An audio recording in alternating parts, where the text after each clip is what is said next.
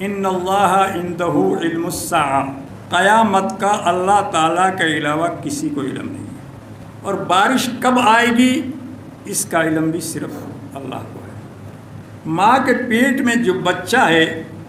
کل تو کیا کرے گا اس بات کا علم بھی صرف اللہ تبارک و تعالیٰ کو ہے۔ تیری موت کہاں واقع ہوگی، کہاں تو مرے گا، کہاں دم دے گا،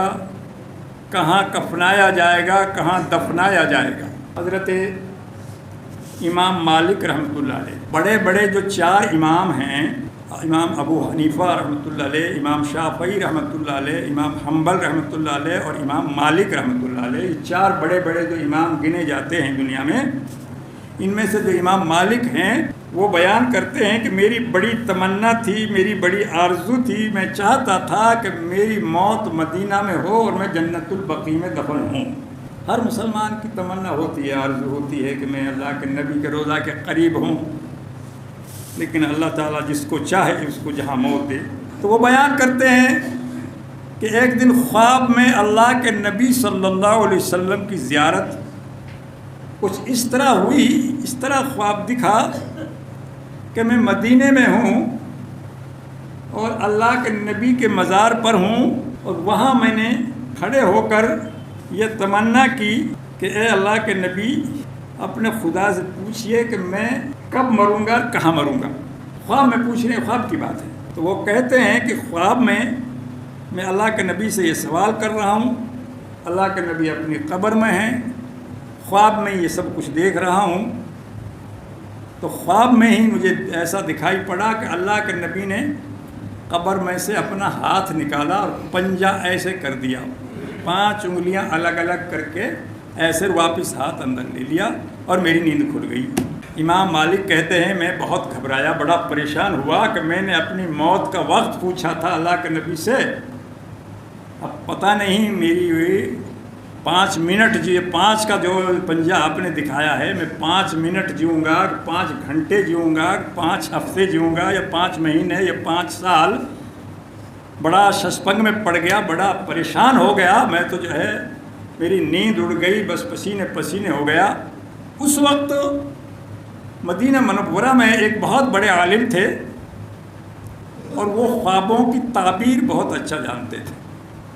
خوابوں کی تعبیر ہر آدمی نہیں جانتا، اللہ تعالیٰ جس کو چاہتا ہے اس کو یہ علم دیتا ہے۔ 1,24,000 تقریباً انبیاء علیہ السلام دنیا میں تشریف لائے، لیکن ان تمام میں 1.25 لاکھ نبیوں میں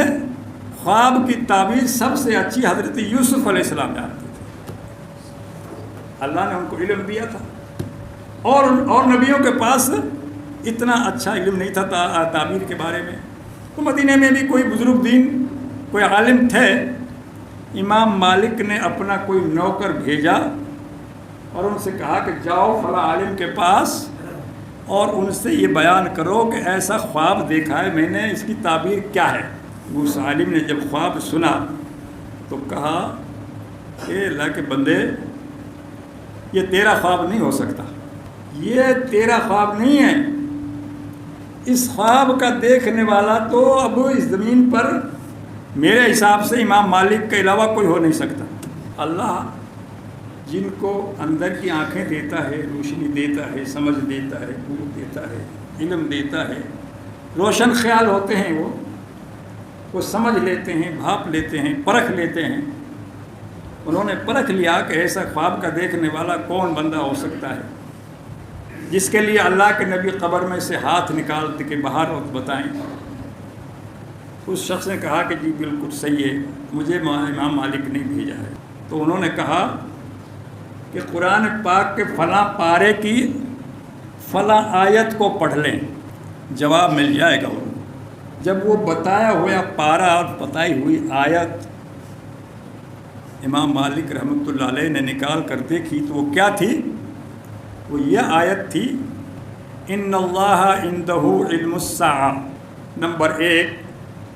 قیامت کا اللہ تعالیٰ کے علاوہ کسی کو علم نہیں ہے، نہ کسی نبی کو، نہ کسی ولی کو، نہ کسی بزرگ کو، نہ کسی پیر کو، نہ کسی فقیر کو، صرف اللہ کی ذات کو علم ہے وَيُنَزِّلُ الْغَيْثَ، اور بارش کب آئے گی اس کا علم بھی صرف اللہ کو ہے۔ بالکل سٹیک بارش کا کوئی نہیں بتا سکتا کہ اس وقت بارش آئے گی ہی آئے گی، اندازہ کچھ تھوڑا بہت لگا سکتے ہیں، بتا سکتے ہیں۔ اب وہ اندازہ غلط بھی ہو سکتا ہے، صحیح بھی ہو سکتا ہے، لیکن کوئی ایسا دنیا میں ایسا ابھی تک کوئی نہ آلہ بنا، نہ کوئی ینتر بنا، اور نہ کوئی ایسی پیشین گوئی والا آدمی دنیا کے اندر پیدا ہوا جو صحیح فکس بتا دے کہ فلاں جگہ فلاں مقام پہ فلاں ضلع میں فلاں گاؤں میں فلاں دن بارش ہوگی ہی ہوگی۔ وَيَعْلَمُ مَا فِي الْأَرْحَامِ، ماں کے پیٹ میں جو بچہ ہے وہ کیسا ہے، وہ کیسا پیدا ہوگا، صحیح سلامت پیدا ہوگا یا اس کے اندر کوئی نقص پیدا ہوگا، اور پیدا ہوگا تو آگے چل کر وہ اچھا بنے گا، برا بنے گا، نیک بنے گا، بد بنے گا، یہ صرف اللہ کو پتہ ہے، کسی کو پتہ نہیں۔ کوئی دعویٰ نہیں کر سکتا کہ بچہ پیدا ہونے والا کیا بنے گا، حاکم بنے گا، محکوم بنے گا، جاہل رہے گا، عالم بنے گا، کسی کو کچھ پتہ نہیں، یہ بھی صرف اللہ کو پتہ ہے۔ وَمَاذَا تَكْسِبُ غَدًا، اور یہ بھی کسی کو پتہ نہیں کہ کل تو کیا کام کرے گا۔ کتنا ہی پکا ارادہ کر لو، مکمل ارادہ کر لو، کل تو مجھے یہ کام کرنا ہی کرنا ہے، اس کام کو کرنا ہے، لیکن حالات ایسے بن جاتے ہیں کہ اس کے بجائے دوسرا کام آگے آ جاتا ہے، وہ کام پیچھے رہ جاتا ہے، انسان کے ارادے بدل جاتے ہیں، انسان مجبور ہو جاتا ہے اور وہ کام نہیں کر پاتا جس کام کے لیے اس نے ایک دن پہلے ارادہ کیا تھا۔ اس لیے